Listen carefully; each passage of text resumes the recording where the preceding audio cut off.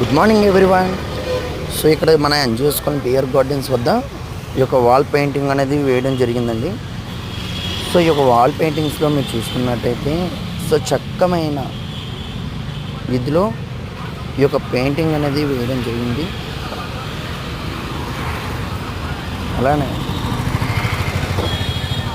ఇక్కడ చూసుకున్నట్టయితే మనకి స్వచ్ఛ భారత్ అనేది పరిశుభ్రతగా ఉండాలి, నీట్గా.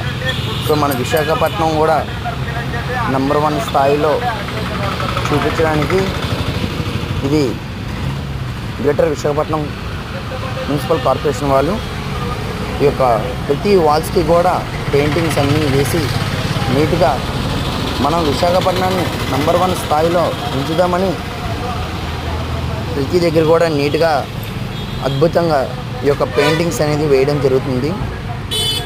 అలానే ఈ బుద్ధుడు అనగా ఒక హిల్స్లో వాటర్ ఎలాగైతే వెళ్తుందో కొండ ప్రాంతాల్లోనే, అదేవిధంగా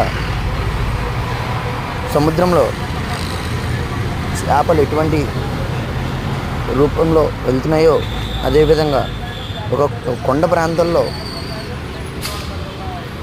బిందులు పట్టుకొని వాళ్ళు నీటిలోకి ఎలా వెళ్తున్నారో, అదేవిధంగా మనకి ఒక బర్డ్స్ ఎలా వెళ్తున్నాయో, ఒక చేతకొక చిలక బటర్ఫ్లైస్,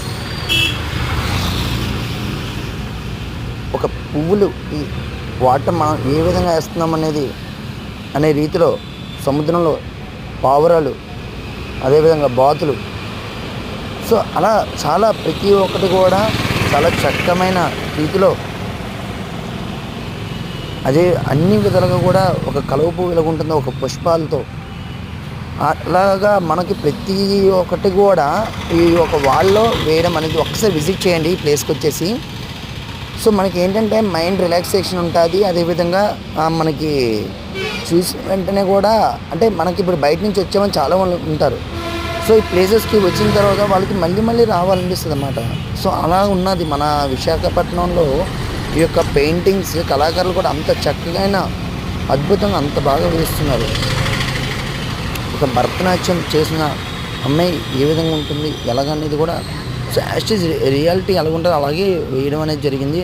అదేవిధంగా ఒక టీచర్, ఒక స్కూల్లో టీచర్ ఎలాగే చెప్తారో అనేది కూడా మన స్వచ్ఛ భారత్ ఏ విధంగా నడిపిస్తున్నారంటే అంత చక్కనైన